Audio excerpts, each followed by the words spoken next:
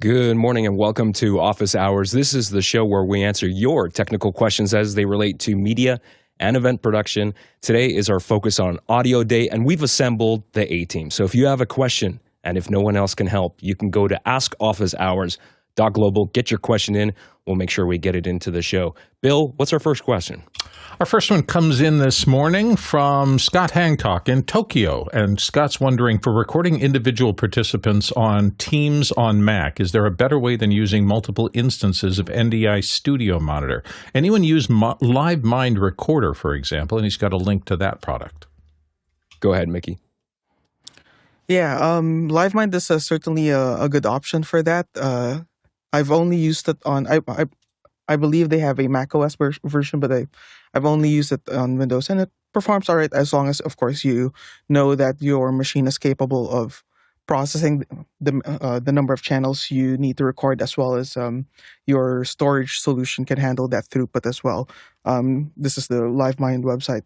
Other options are KiloView has a hardware-based NDI recorder that you can, if you want to go hardware, but if you want to stick with software, KiloView also has a software recorder, and on macOS, there's another option, the Softron's movie recorder. Hope that helps, Scott. Next question. Next one comes to us from Paul Wallace in Austin, Texas, and Paul wonders, what's a good deal on a beelink or similar for production in the $300 to $600 US price range, $300 to $600 US? At least 3 monitor support is a requirement. Marty. So I would recommend, and I've been using these Geekom mini PCs. You can get them in either Intel or with Intel or AMD processors. They've got a whole slew of ports, different USB-Cs and A's and HDMIs. Some of them have 2 HDMIs plus USB-Cs that can output video.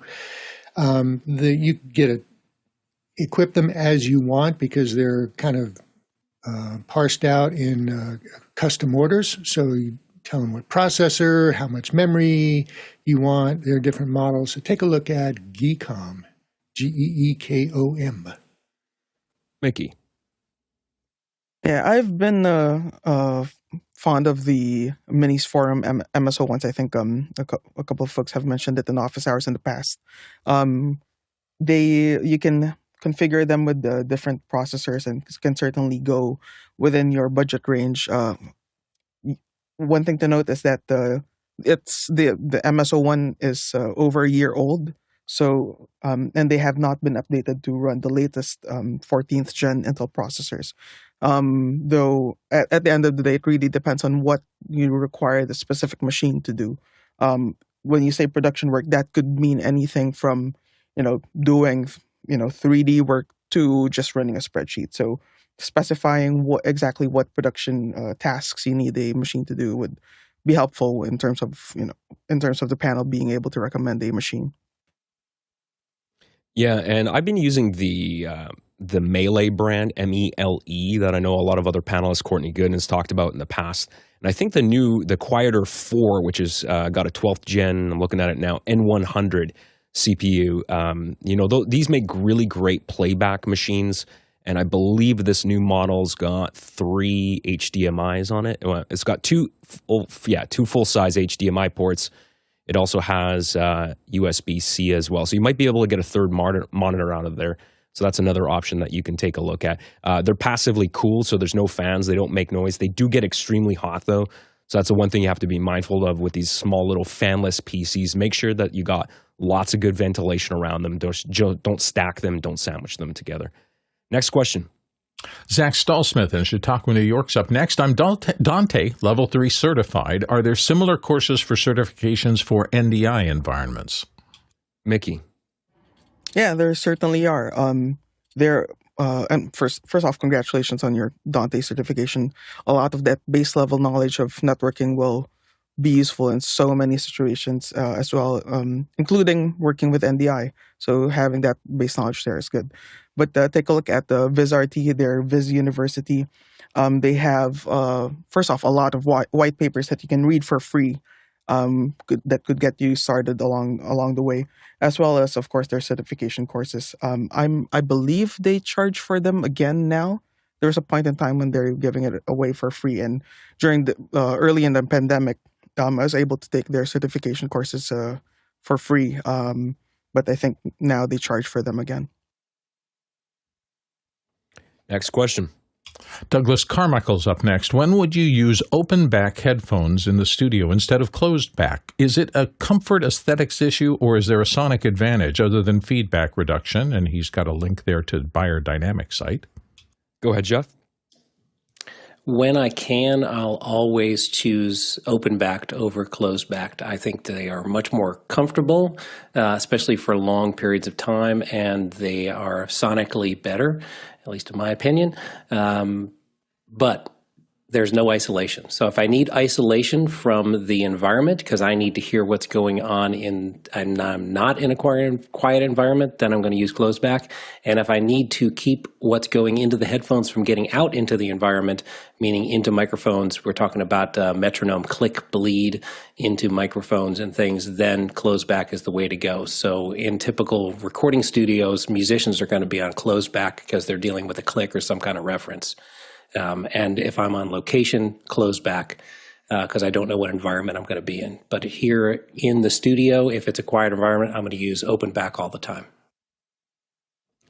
Yeah, absolutely agree with that one. Go ahead, Marty.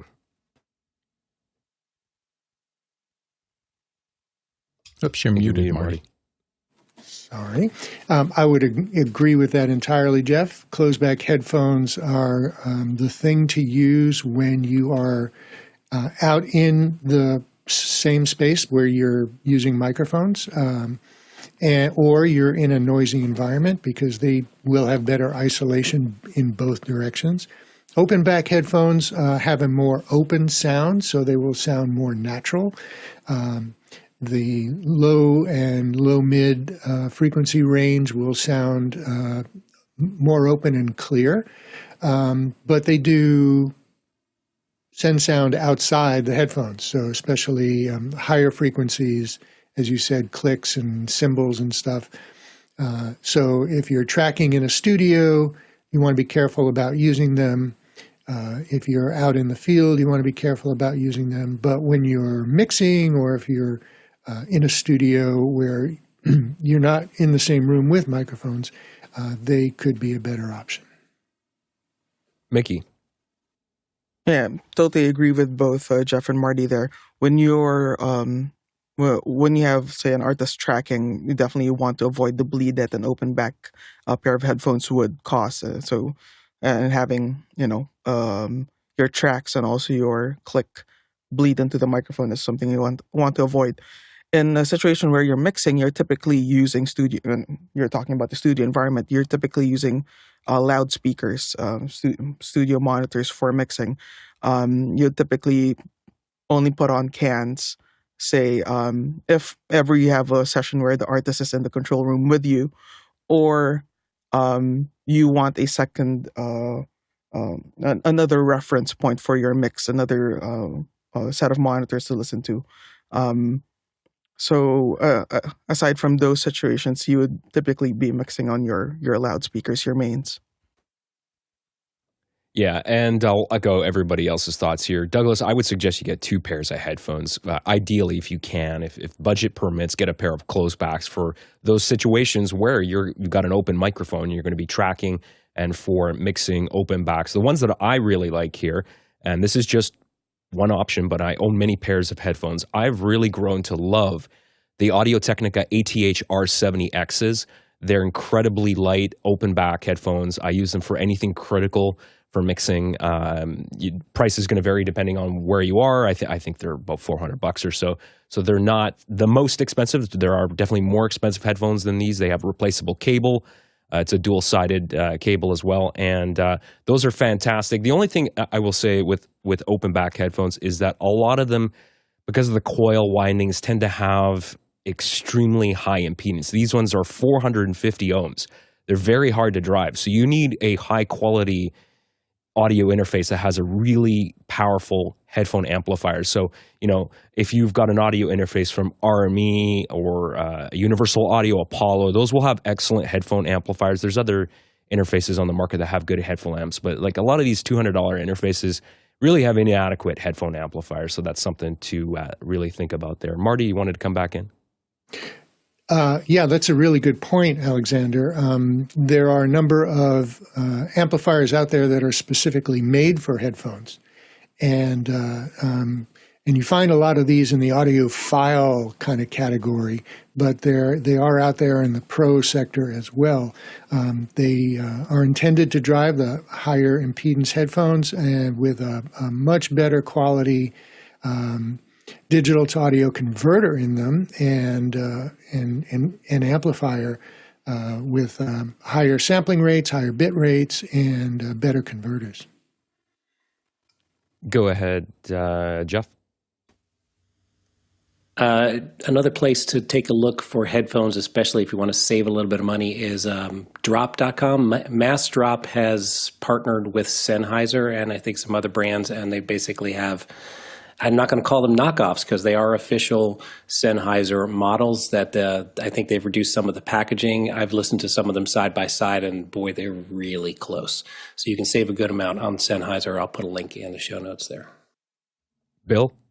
And if you want to go the other direction and get maximum isolation, I just remember I used to lust after, in Los Angeles, Location Sound used to take Allen Avionics headsets for pilots, and they would remove the drivers and put 7506 Sony drivers in them. And so if you're looking for serious isolation and don't want to hear anything else, as a third set of headphones, I always wanted one just sitting in the back room in case I had to go someplace really noisy. Chris, what do you think? Yeah, I was just going to say, while people were talking about headphone amps, in case anybody hasn't seen one and actually know what this is by Rupert Neve Designs. This is just the best box out there. It's definitely a top contender. And this is real simple. So we've got some XLR inputs, we've got some RCA inputs, and then they give you just like an eighth, just the 35 millimeter mini jack plug as well. And you've got some selections here. You've got A, B, and C, an overall volume knob, and then your headphone output. And it's just really, really simple. And this thing it just will go all the way loud. So especially noisy environments. But also another thing I'd say, when you get a box like this, and actually there's interviews you can see of Rupert talking about this. This is like the hardest thing he ever designed, because what they've done with this box is they created impedance that is so low in it that any headphones you plug into it are pretty much just immediately optimized for their full potential, right? And I think that is a lesson that can be further expanded on in audio, because this is how all of this stuff connects. It's how it all interacts. That's the marriage of all of these individual pieces. So when you get things like this, even at low volumes, it's just sonically insanely better. I mean, it is nothing else like it. 100%. I'll back what Chris is saying. That is a buy once, cry once headphone amplifier, and it's an amazing sounding headphone amplifier for the money. You barely cry, though. The second you're looking at it, you forget about what it costs, and then you never buy this thing again. And if you get $1 million tomorrow, you will not rebuy this thing. So exactly. Well, you got lots of suggestions and help there, Douglas. Hope that helps. Next question. Next one comes from Paul Wallace in Austin, Texas. Paul's back with comment on this tool called Cobalt that can download videos and audios from YouTube, Facebook, Instagram, TikTok, Soundcloud, Pinterest, Reddit, Snapchat, X, and so forth. I found it amazing, and it's under Cobalt Tools. Marty.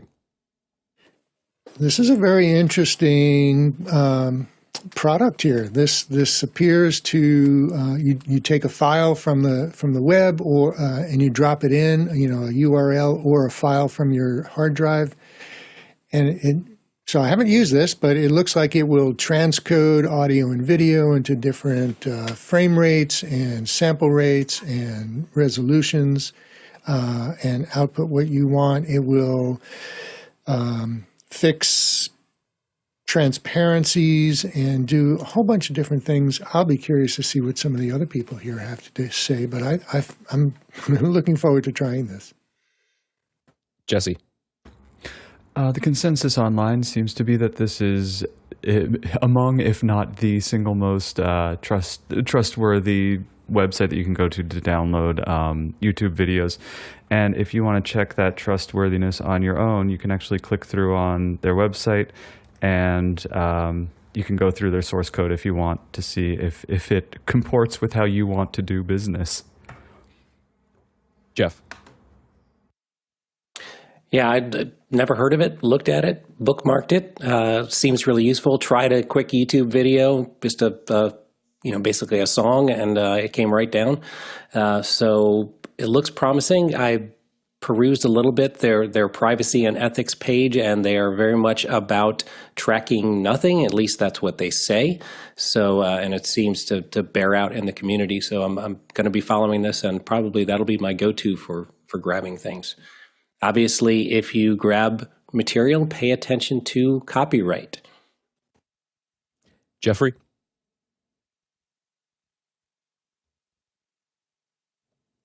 You're muted, Jeff. Oh, sorry. Yeah, copyright. That's what I was going to say with Jeff Francis. Sorry, my AC just went on. So. Bill? Yeah, if you want to do a web thing, that's probably the class of the X. I still rather prefer a local tool, so I think I still use Downy, which gets most everything that I need to download off the web down to me, local on the hard drive, so I don't have to worry about whatever I'm trying to grab getting indexed or whatever. So just different preferences. Next question. Jeffrey Powers, Madison, Wisconsin. Blackmagic Camera App now does multicam. Have you used it? Jeffrey, I feel like you're tossing the ball to yourself. Yeah, I was. And sorry, the AC is still on. I tried to turn it off. Anyway, so I guess I'm a month behind on this one. But I think I tried it back then, and now it's not working. It wasn't working as well as I thought it would work now. But I wanted to just do basically, if you are doing anything with multicam recording, then the Blackmagic app seems to be really working well. I was going to put it on the Android to see how that worked, but right now I have the iPad and two other cameras, two iOS cameras going right now. So basically you have to set it up into the iPad, through the settings to say, hey, I want you to use this as the primary and then the cameras as a secondary.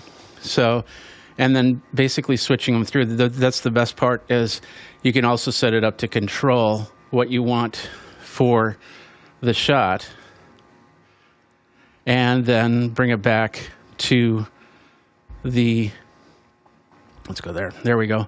Back to the thing. You can record them as separate, or you can sync record them, which is great. It's not going to do a multicam from here, but it will record all the cameras as they go, and it'll start and stop them, so you can put them together for post-production. And I was pretty impressed, and being able to just switch it between the cameras and then hit record them, come back. This is going to be a great device for the what I'm calling the backpack streamer, the person that can put everything into cameras and everything into a backpack. That looks really cool. Bill? This category is changing so fast. Ever since Apple came out with their Final Cut for iPad, which has a similar looking interface, and a couple of things that I was really surprised at their approach to that, one of which was doing proxies on the multicam switching in real time, then transparently in the background replacing those files with full res versions as they become available to the operating system, so that by the time the show's over, you have a show in full resolution, and you've had all the performance of being able to work in proxies before that. I just think it reminds me how fast this technology goes in a different direction. And, it used to be if you wanted to cut video, you needed a really strong laptop with specific I/O and the rest of that. Now, multicam switching is a general purpose iOS kind of thing that works really well. That's a huge leap in all the enabling technologies that got us to this place. I think it's only going to get better. At some point, I wouldn't be surprised if I'm cutting multicam on my watch the way it's going. Next question. Edward R. Ruiz in Chicago is up next. Using Zoom for a Vmix show and sharing a PowerPoint deck, all is clear and predictable until Zoom cloud recording is started. Once recording, the text on the PowerPoint will sporadically glitch for only a brief moment. Has anyone seen this on Zoom? You may have stumped us. I don't use cloud recordings in Zoom, so you may want to, Edwin, you may want to submit that question on another day. So if no panelists jump in here, we'll probably push that question back to you and we'll try another day. Oh, Jeff, you got something there?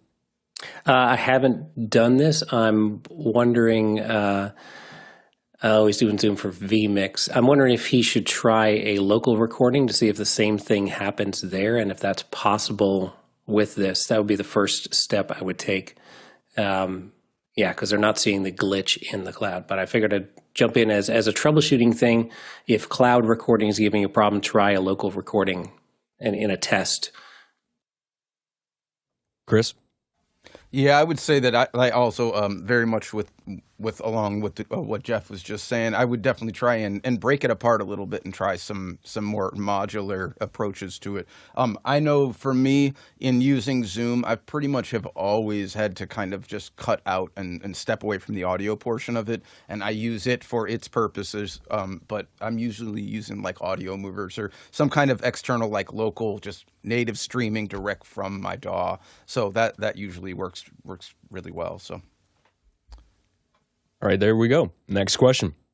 Mike Edwards in Brooklyn, New York is up next. He says, morning, everyone. What are your thoughts on Elgato's quietly released Stream Deck Studio? And he's got a link to it. Ooh, new product. I haven't looked at this. Jeffrey. Yeah, what it is a rack mount 2U unit that has 32 buttons and 2 dials to it. And it looks pretty interesting. It's also got Ethernet capability to it, but it also has that ability to rack mount, but it is $899 and a little bit too expensive in my taste. Marty? I've got one word for this product. Ooh. Somebody understands that these Stream Decks are being used all over video production and in control rooms and on production trucks, and they've priced it accordingly. This is a very, very interesting development. Jesse. Oh, I wish they could all be shadow drops. Mickey. Yeah, with this, it's a 1U key panel or button panel rather. It looks like they pretty much copied. They saw the HI, the high push 36 from high, and they copied it exactly along with the encoders on both sides. At that price range, I think $900 US. I wouldn't trust that they would have the hardware quality that something that human interface has, the quality of the buttons. But it's certainly nice to have something at that lower price point. Jeff. So something I really like about it is it does have both USB-C and a network interface. So it's got Cat5 and it's powered over Ethernet. So that's a great thing. I think this is totally marketed to like a broadcast truck mounted in a rack. $900 is a drop in the bucket for them. Me personally, I like to take a Stream Deck and actually hold it in my hand. So I'll be actually grabbing the Stream Deck and doing all my switching and cutting from that, and I find the tactile feel of that. And you can't do that with a rack mount device. So also you can buy, 2 or 3 or 4 Stream Deck XLs for this cost. Doesn't come in a nice rack, but options. Looks like a really interesting product. I do agree too. I think it's too much. I love Stream Deck products. I have a Stream Deck XL here, but I think, I got to reserve judgment because I haven't actually got my hands on it yet. My concern, like Mickey said, is the quality, because if you're going to be bold and charge $900 for that, at that kind of price point, you better step up your game. You better have better quality buttons. So if the buttons feel like the Stream Deck, which are okay, but I wouldn't consider them pro level, you better bring that level of quality that you would expect at that price range. So if they've changed the buttons, if they do feel much better, then maybe it could be justified. But I think this is going to be a lot harder because Elgato is not known as a pro-level product type of company. They are going after gamers and content creators. So the kind of people that are using high-end switcher products where they're used to paying those high prices, I don't know if they're immediately going to gravitate toward this, but I guess we'll have to wait and see how the market reacts to this. Go ahead, Marty. You got one thing you wanted to add? You know, what Mickey showed, this high push product, I have to wonder if Elgato maybe didn't OEM the hardware from them. Because it is exact copy. Yeah, who knows? Not that has never happened before in the history of manufacturing. It feels like they just saw the products from Human Interface and just copied them outright. Well, I don't know if it's a copy or if they're actually buying the hardware from them. Just the screens them certainly, the buttons certainly look quite different. Because the ones on the Elgato product look like a curvy, like what do you call this? Crystal like buttons, while the high push buttons are completely square. Jeffrey? Yeah, to clarify on the Elgato basically for a regular Stream Deck is you have a screen, an actual computer screen right behind the buttons, which are kind of suspended up with an electrical push. So when you push it, it creates an electrical, kind of similar to what an old Atari joystick would do. And therefore, or I'm sorry, not an Atari joystick, but some of the older joysticks. So basically, that's the idea. If they're using the exact same button system on this, then you might have a lot of problems, especially when it comes into those middle buttons. Whereas this high, it's most likely they're mechanical buttons that are individual rather than a full screen right behind it. Next question.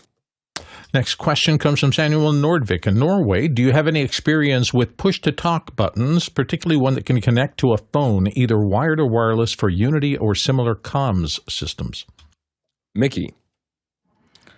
For Unity Intercom, there are two push-to-talk buttons I have and use occasionally. One is this guy, the blue com.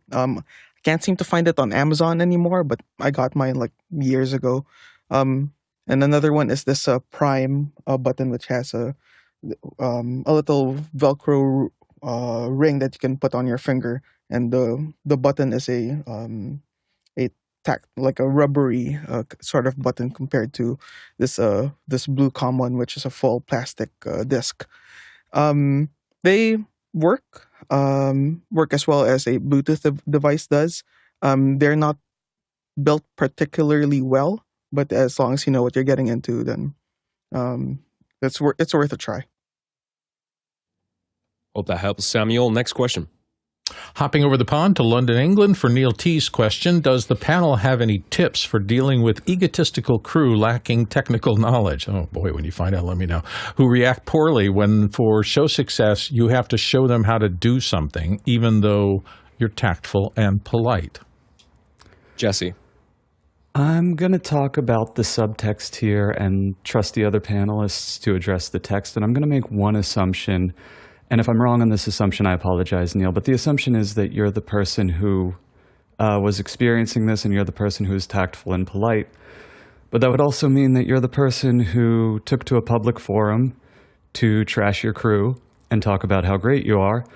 And that makes me wonder if you're as tactful and polite as you believe you are. Marty?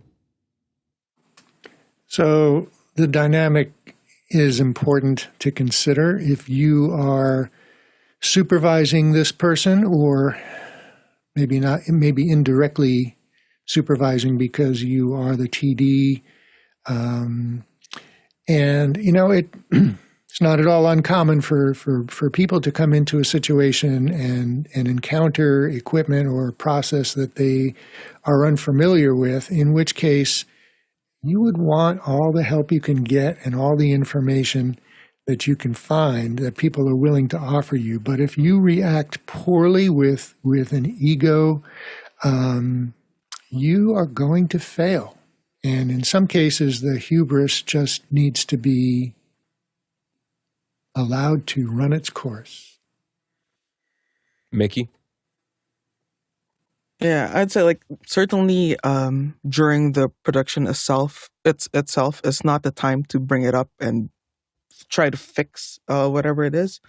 If you are in the position to do something about it, then don't hire that person again, or perhaps talk to that person and let them know what your observations are. That's if you're in the position to do something about it. But if you are not, then there are a lot of people, different kinds of people that you come across in any industry, and you just have to find a way to work with them.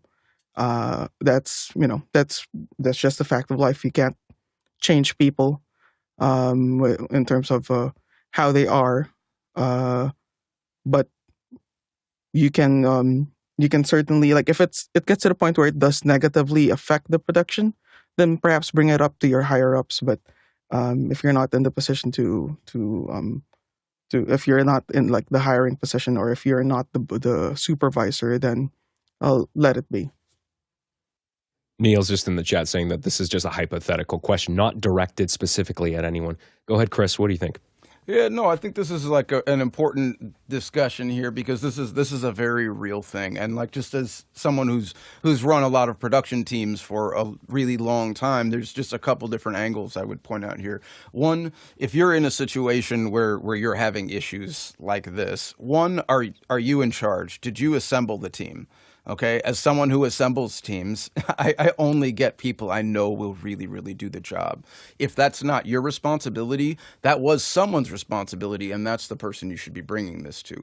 Also, if you are riding your whole team, they're going to hate you immediately. That's what's going to happen. It's that no one is going to want to work with you. No one's going to want to listen to you, whether or not you're correct. So there's this is a real reading the room kind of a situation, and a real skill that's involved here in developing these kinds of communications with people, because when you're meeting, 40 new people a day, right? You have to understand exactly what is what. So normally in this situation, I'm running the show. So by doing so, when I'm meeting everyone, it's literally, welcome to this place. I'm in charge of everything. There's coffee on the bar. We're going to have a great day. I have a great crew. If there's any issue, come to me. I guarantee you we're going to have a great day today, right? You say that already, everything is good. If you do not approach things in that way, and you're all of a sudden just in everybody, like, no one wants to be around that. So it's really just, you have to be tactful.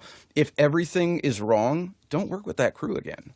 I know 30 seconds into working with someone if I'm ever going to do another gig with them or not. So, yeah. Bill. Yeah, you never know in an individual circumstance. This is one of those things where it depends really matters, because what does the person bring to the table? Is it something unique or something generic?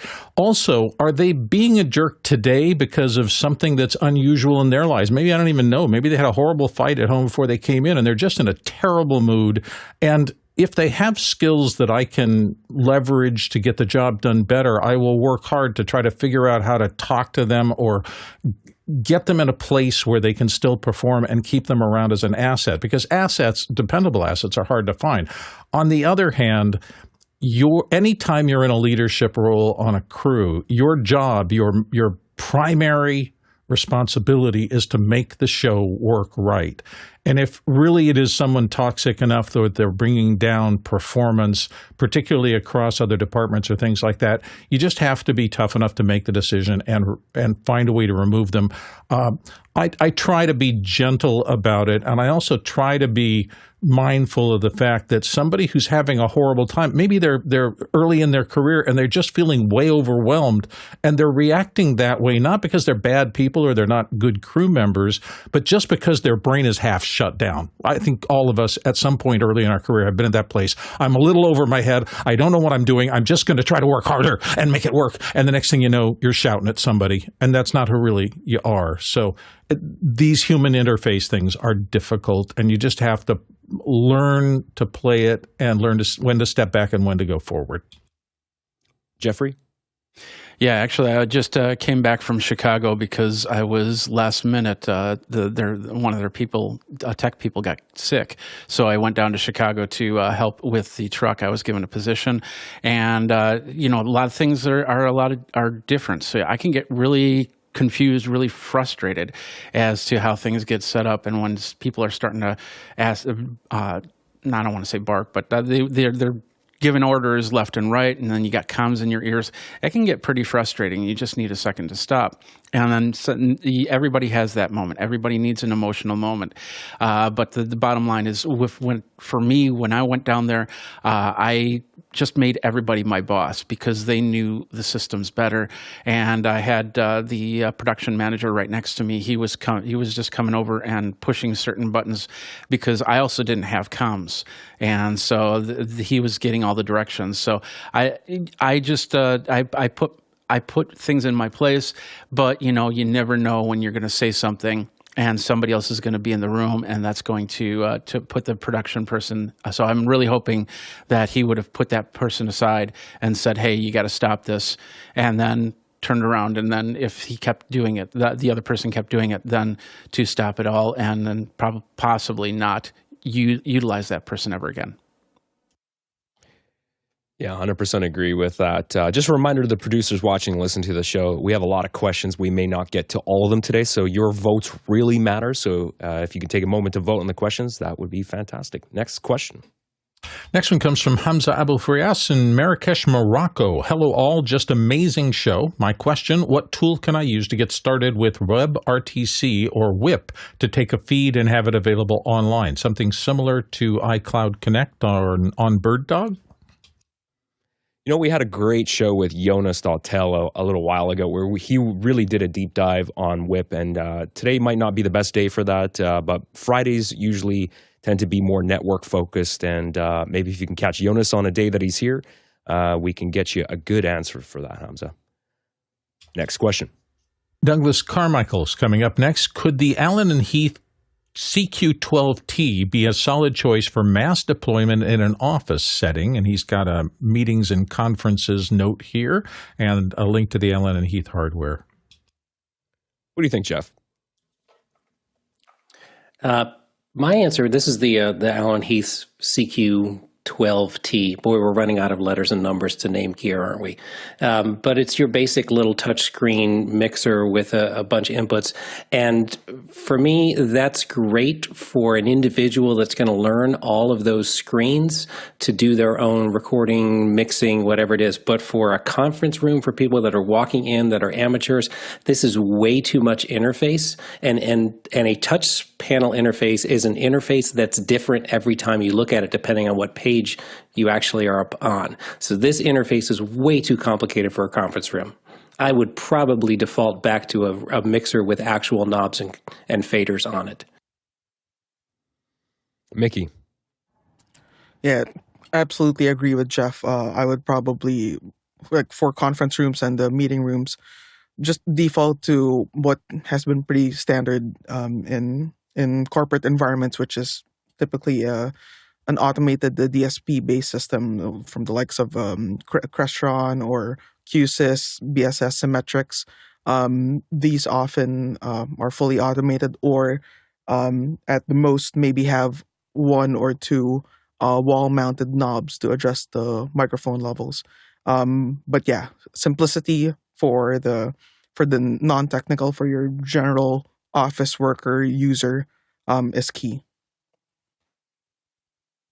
Go ahead, Jeffrey. I'd be interesting to see what you're talking about mass deployment. Are you going to be putting one in every single room, or are you going to be putting a whole bunch of mics into rooms and then have a control area for that? If we're talking 1 to 2 microphones, maybe a tablet or a computer that's going to have audio, It'll work, and of course you do have a lockdown mode inside that mixer, so you can set it and then hope that nobody is going to try and do something different, something silly. Marty? Yeah, this is more than a basic mixer. This product is, the CQ-12 or the CQ-18 has a 12 or 18 high quality mic preamps, and it's got a pretty impressive set of processing features and DSP and EQ and dynamics control. But there is a fair amount of navigation that you have to do to get to these things that the average user in a conference room will not even understand or know how to operate. But I do agree with Mickey that in a conference room like that, I would go with something like a DSP that can have a touchscreen interface that can be custom programmed for the layout and the specific functions, and have everything else automated behind the scenes for control and distribution and dynamics and gain and such. You can do very impressive things with DSPs, and just give the controls that are necessary for operation. Next question. Alex 4D Golner in London, UK says, any suggestions for a good brand for an iPhone 16 Pro bumper case? Go ahead, Chris. Yeah, I would just go to the Apple store and ask them. Or I would Google bumper cases and look at all the options there. You'll see reviews, and there's a ton of stuff. Nomad makes great cases. I'm sure Apple. Otterbox probably makes, they make the really intense, like military grade little cases that you can, drive a car over or whatever. But yeah, that's probably what I'd check out. Bill. I will say there's always the tension between Apple's secrecy and third-party extra add-ons. And I think in cases that is such a hugely purchased thing, and the purchase spike is huge right after announcement. When they start hitting the street, everybody wants to protect their brand new purchase, so they go looking for a case first. And I actually think Chris's suggestion was a really good one in terms of the Apple Store is going to have some there. I know there is a Beats case for the 16 Pro. Beats is kind of part of the Apple family of companies now. So they would have had early access. Other case manufacturers who are highly trusted by the Apple system, and they know they're not going to leak details. Oh my gosh, look, there's an extra, switch cover on the left. There's a new switch on the phone, and that blows through the internet, and everybody goes nuts and talks about that for 2 weeks. So that's the tension. If I'm not buying the first day and I'm going to wait a month or so before I actually pull the trigger on it, you'll see a lot more choices after a month or 6 weeks as the manufacturers see the actual specs of the phone as they get out in people's hands. And then the flood comes, prices goes down. If you really want something first day, I'd stick to something out of the Apple Store because they will have had, those are the companies who have had the inside track and have actually known all the precision measurements for a long time and have cases that work with all the new buttons and sensors and touch things and MagSafes and the rest of that. Next question. Chris Sabato in Albany, Oregon. I'm getting lots of popping and lost signal from my wireless reference mic. The receiver is line of sight except for the body of the referee. Any suggestions for debugging? And he's got a link there to watch if you'd like to watch what it looks and sounds like. Chris, if you're in the chat, it'd be good to know what specific wireless product you're working with. Go ahead, Chris. What do you think? Yeah, I'd say let's just talk about wireless really quickly, just so people understand a couple of fundamental real principles you need to understand. One, in a situation like this, a couple of things. One, what kind of microphone is it, right? Is it a little lav that's clipped on? Where is the belt pack for that? If you're covering the antenna, you're killing range. You're already killing range. On the unit itself, antennas must go straight up. If they are not pointing straight up, if they are pointing straight out, if they're horizontal, you're losing half of your range in that. Already, again, and this is a real belief I hold very true. If you are on any kind of budget at all, you cannot afford wireless. Okay? Just don't go there. You should not buy it. It is really, really cheap, and horrible wireless is still really expensive. Okay, so the real thing is overall cost in this. If people actually look at overall a little bit more long vision, you can get a PSM 1000 from Shure. Okay, this is like a top market unit. It's the only thing I would ever buy. Okay, and this is a unit with longevity and lots of feature sets. That's what you get when you pay more money with wireless. Is you just get more feature sets. Okay, you get more ability to find problematic areas, to maneuver within those, and also to kind of like adjust with future moves as people are selling bandwidth for this stuff. That one unit, which is very expensive, it can break down into 2 sets of stereo or 4 mono mixes. So all of a sudden, if you have to do 4 mono mixes, you can get that one unit. You cut the price into quarters, and that's how much you're paying per unit now for these mixes. And in a lot of situations, that will like completely suffice, and you'll have the best equipment. If your needs change later, guess what? You make that into stereo mixes, whatever you need. So think of things in terms like that, but really understand that if you're getting these low-cost units, you don't even know what frequencies you're on. They're not giving you the information to actually find out what the problem is in the first place. So you're really shooting in the dark. You're blind, and the RF is an open sea with many sharks. So that's what I'll say. Yeah, it's good advice. I mean, for me, like I don't look at anything less than $1,000 per channel of wireless. Otherwise, it's not going to be professional. Like I don't use anything for sure. I don't use anything lower than the SLXD line. It's just not $2,000 a channel or $5,000 a channel. I know that's exactly crazy, but look long term, it might be cheaper. Yeah, Mickey. Yeah. When it comes to RF, the key thing is in terms of the quality of your transmission is signal to noise ratio. I've had very affordable Sennheiser 100 series Sennheisers give me 2.5-3 kilometers of range in the Himalayan mountains because there's nothing else there.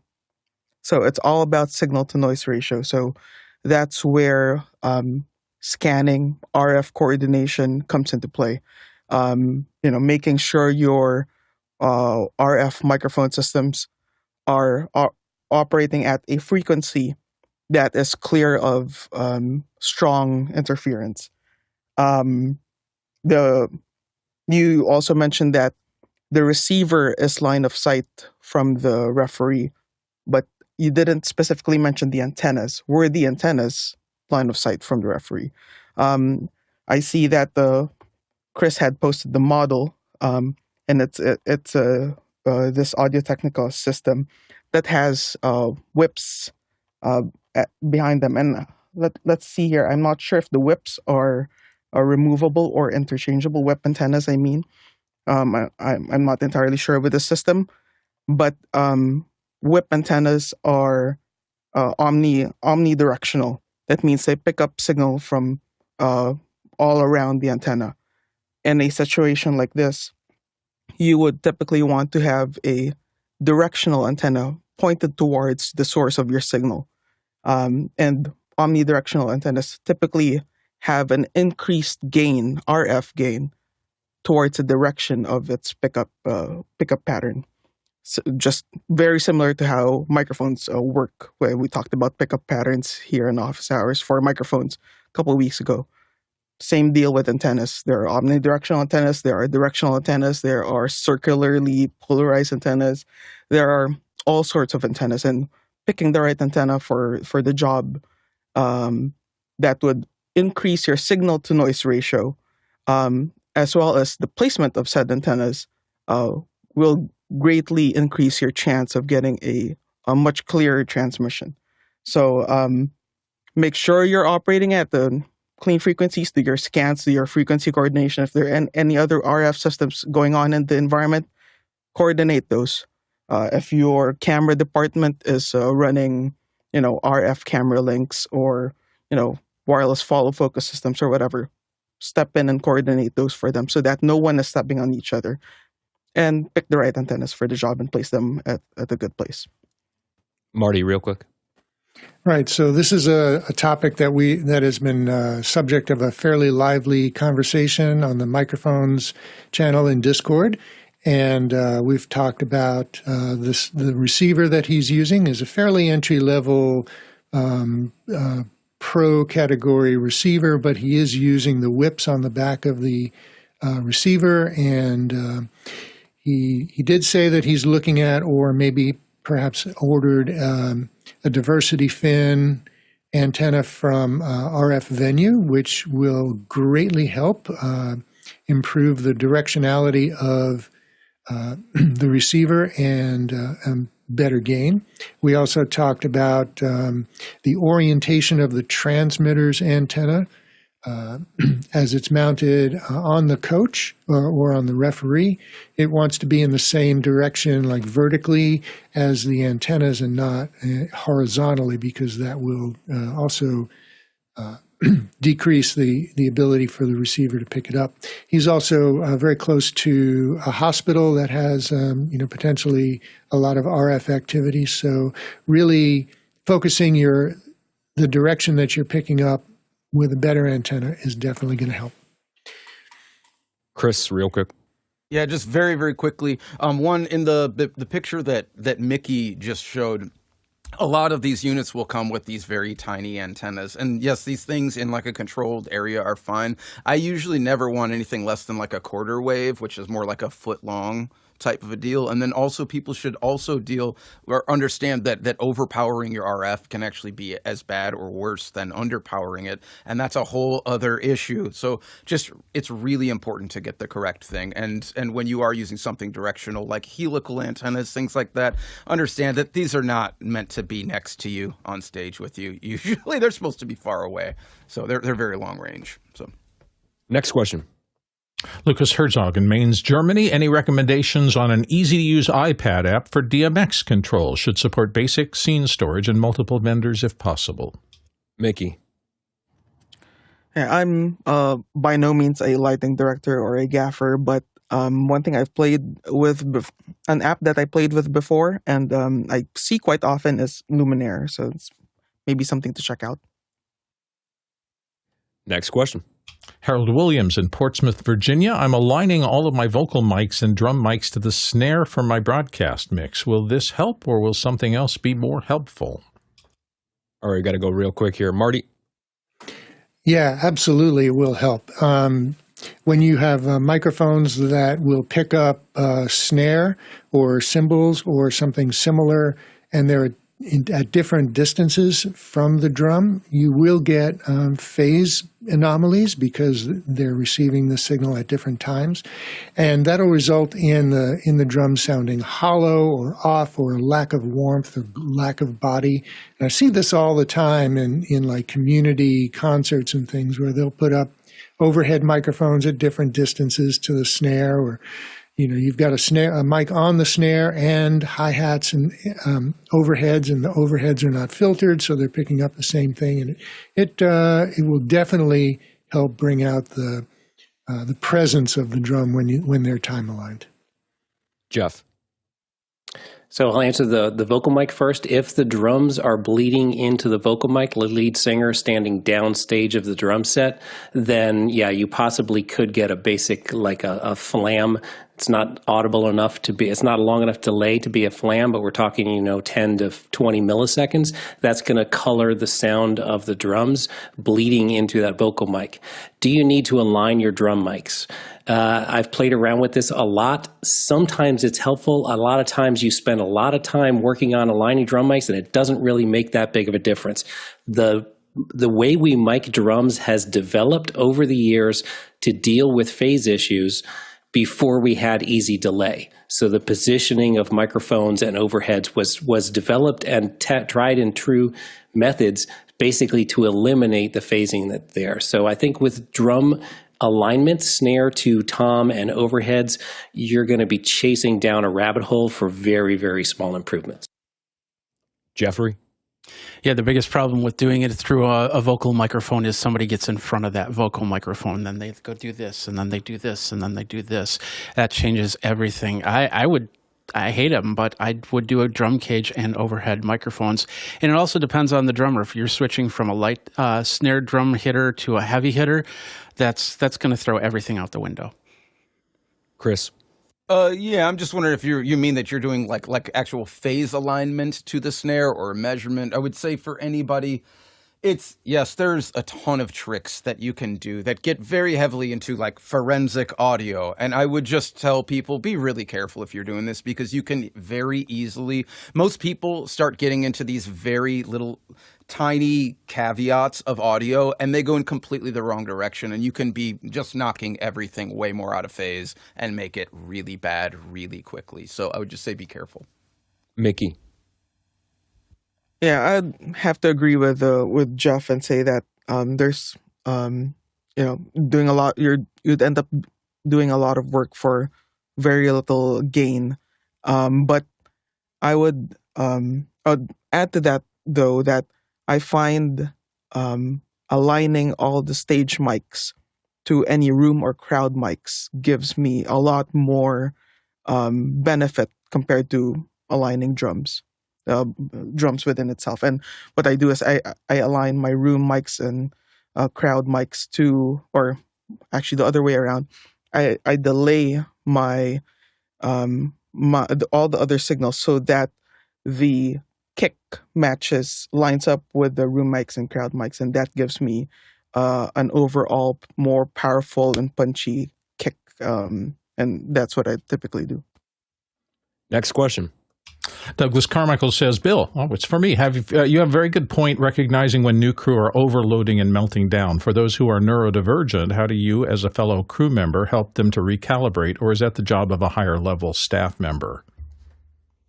It can be. I'll just go ahead and answer it. It can be. Look, this is all human beings can get overloaded. It doesn't matter the classification of that human. In the right circumstances, I don't care how smart and how quick you are, there can be so many things on a fast evolving problem that you kind of get shut down. What you need then is management and help and time. That person somebody else coming over, partnering them with someone and saying, we're going to start with easier things where it's not going to melt down. I've done this show a lot, and so let's bring you in, pair you with somebody who, if you have a question, you have somebody to go to get the answer right now. And then over the course of time, like all of us, you become more familiar and easier. First time I sat in the host chair at office hours, I was half frazzled the entire time I was here. And over the course of after 5 times, I was much better. After 50 times, nothing bothers me anymore. And when those things come up, and I think it's the same thing for crew members, they brought them onto the crew because they had something to contribute. Make that possible, ease that, you'll get a good crew member in return. Jesse. People tend to be fluent in self, and what I mean by that is if you ask them about themselves, they know the topic inside and out. And this is something that can be addressed either before or after going into production, asking your coworkers like, hey, what can I expect when working with you? And definitely afterwards you can ask, man, that was intense. What would you want to see from your team when things get hot like that to make sure that you can continue to do your job? We bake questions like this into every interview we do with everybody we hire, sometimes more subtly and sometimes more explicitly. But people are fluent in self. Ask them. +1 on that answer. Next question. Next one comes to us from Roz Humphreys in Comax, BC. What should be the best way to select and delete video files that are referenced by Final Cut Pro? In other words, the files used by Final Cut Pro reside on outside Final Cut Pro. How best to delete the files not used in a project? Bill, you want to quickly take that one? Yeah, very quickly. So Final Cut is a referencing system. In other words, it sequesters the actual media files in one place, and everything else that happens is all metadata referencing those files. What that means is that the core files that are stored on the drive are the only absolutely mission-critical thing. And if you never throw those away, and if you create a workflow where they're always protected, you can always generate the reference files, all the render files, everything else can be regenerated. So